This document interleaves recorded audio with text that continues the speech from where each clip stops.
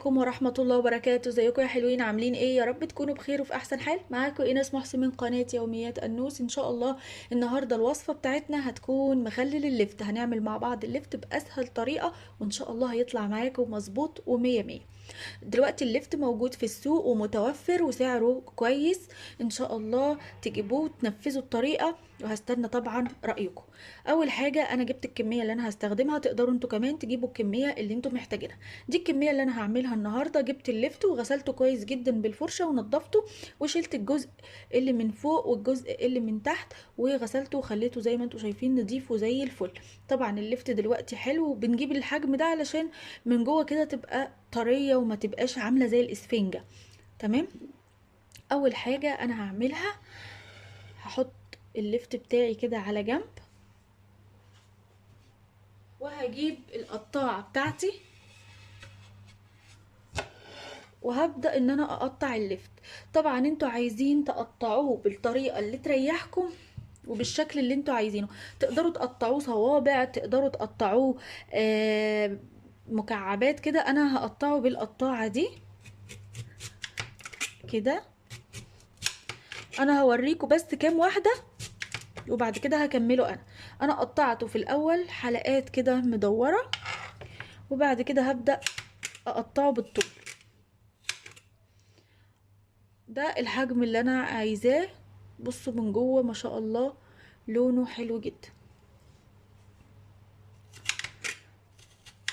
طبعا اللفت من احلى المخللات اللي ممكن تعملوها في الشتاء.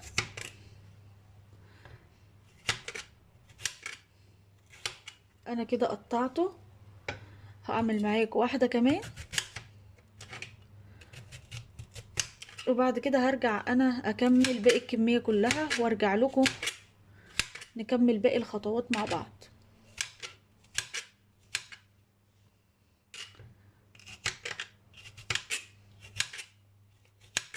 انا كده قطعت اللفت بتاعي وزي ما انتوا شايفين تقدروا برضو انتوا تقطعوه بالحجم اللي انتوا عايزينه. انا كده هقطع باقي كمية اللفت اللي عندي وهنرجع نكمل مع بعض. انا كده خلاص قطعت كل كمية اللفت بتاعتي وما شاء الله عملوا لي المصفتين دول. انا هنا عايزة اوريكم بس من قريب. انا حطاهم في مصفى وحاطة تحت المصفى طبق، ونفس الوضع في المصفى التانية. دي مصفى اهي وحاطة تحتها طبق. تمام. هعمل ايه؟ هجيب ملح، هحط على كل يعني مصفى حوالي معلقتين ملح. تمام. وهعمل ايه بقى؟ هقلب الملح ده كده على اللفت كله وهسيبه وهعمل كده في المصفى التانية.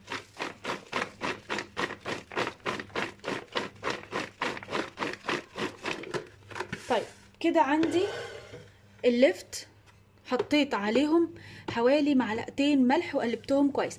هسيبهم من 3 ل 4 ساعات. ليه؟ علشان اللفت بيكون مليان ميه. انا عايزه الميه دي اصلا مش مفيده. ميه لو عملناه بيها هتعمل ريحه في اللفت مش كويسه. تمام. فانا حطيت الملح علشان ينزل لي كل الميه اللي في اللفت، وطبعا هي هتنزل في الطبق اللي تحت ده وهنشوفها. هتلاقوا كميه ميه كتير نزلت منه.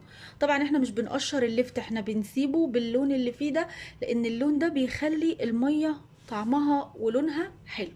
انا هسيبه زي ما قلت لكم من 3 ل 4 ساعات وبعد كده هنرجع مع بعض وهنكمل وهنشوف هنعمل ايه في المخلل بتاعنا. وكده يكون عدى تقريبا 4 ساعات ان احنا سايبين اللفت بتاعنا ورشين عليه الملح. بصوا هو كده، هو هتلاقوه دبل كده شوية لانه نزل كل المية اللي فيه. بصوا المية بتاعته اللون ده من القشرة اللي هي اللي احنا سايبينها دي. طبعا المية دي اللي هي موجودة هنا احنا هنتخلص منها وهنشوف هنعمل ايه تاني مع بعض. انا هنا خلاص كنت صفيت كمان المصفى التانية وبصوا كمية المية اللي طالعة قد ايه، كتير جدا. انا دلوقتي هتخلص من المية وهنرجع نكمل باقي الخطوات مع بعض. انا هنا كده هجيب عندي حوالي لتر ميه. لتر الميه بحط او على حسب الكميه اللي انتوا هتعملوها، طبعا انتوا ممكن تعملوا اكتر او تعملوا اقل. على العموم كل كوبايه ميه ليها معلقه ملح. كل كوبايه ليها ايه؟ معلقه ملح. وطبعا برضو بتدقوه وتشوفوا انتوا عايزين ايه. انا كده خلاص دوبت الملح بتاعي في الميه. دلوقتي هبدأ احط في الميه شرايح بنجر. البنجر اهو بجيبه وبقشره وبغسله كويس. طيب انا مش بحط في المخللات اي خل خالص. الخل انا قلت لكم قبل كده انه بيهري الخضار اللي احنا بنخلله يعني. تمام اهو انا كده قلبته. بصوا بيخلي الميه لونها جميل ازاي.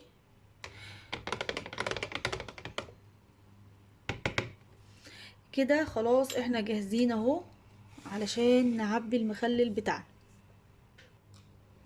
هجيب هنا عندي البرطمان اللي انا هحط فيه اللفت، وهبدأ احط اللفت بتاعي كده اهو.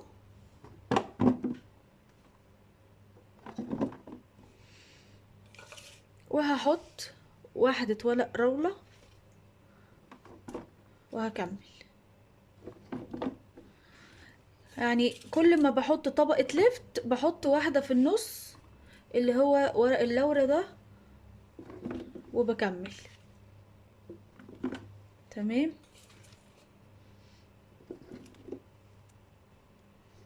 اهو بالشكل ده. وهاجي هنا كده في الجنب وبحط واحدة فلفل حامي لو انتوا عايزينه حامي، مش عايزين خلاص ده حسب الرغبة. هحط ورق لورا تاني وهكمل بنفس الطريقة. انا هكمل كل الكمية بنفس الطريقة وهرجع لكم على طول. انا كده اهو عبيت البرطمان بتاعي وسبت هنا زي ما قلنا المية والبنجر والملح علشان بس البنجر ينزل ايه اللون بتاعه. هبدأ اضيف لهم بقى معلقة صغيرة سكر. المعلقة السكر الصغيرة دي هي بقى اللي هتحافظ على القرمشة بتاع اللفت.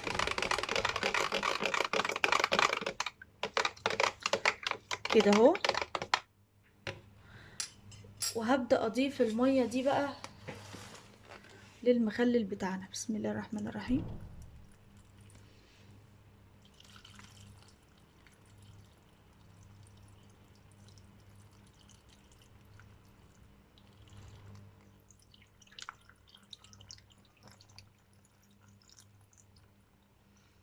انا كده اهو غطينا كل كمية اللفت بتاعتنا بالمية والملح. تمام كده. هاجي بقى هنا على وش البرطمان بتاعنا وهحط قطع البنجر بالشكل ده.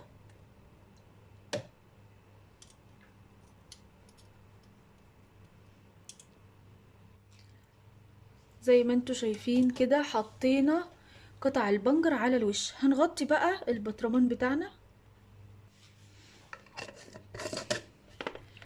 قفلنا البطرمان بتاعنا كويس جدا. هبدأ بقى ان انا ايه هقلبه كده. هفضل اعمل كده كام مرة علشان لون البنجر ينزل تحت وفوق وكل المخلل ياخد من نفس اللون.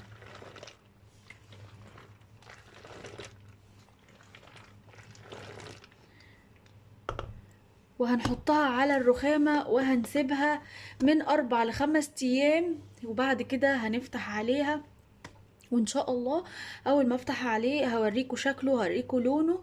ان شاء الله الوصفة تعجبكم واتمنى تجربوها، ولو جربتوها ياريت تقولولي رأيكم في الكومنتات. انا دلوقتي هسيبه واول ما افتح عليه هنشوف مع بعض عامل ازاي.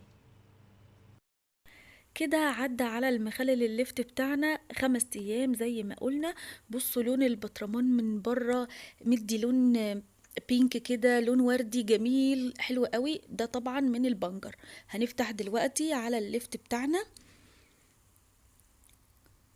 ما شاء الله كانت ريحته تحفة تحفة تحفة بجد. ان احنا ما نحطش في المخللات خل بيفرق جدا.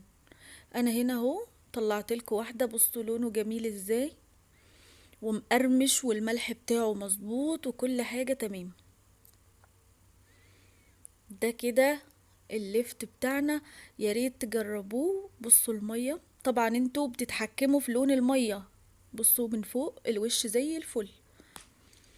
انتوا لو عايزين اللون اغمق من كده زودوا بنجر. يلا هستنى بقى رأيكم، ما تنسوش لايك وشير للفيديو وكومنت حلو زيكم. باي باي، مع السلامة.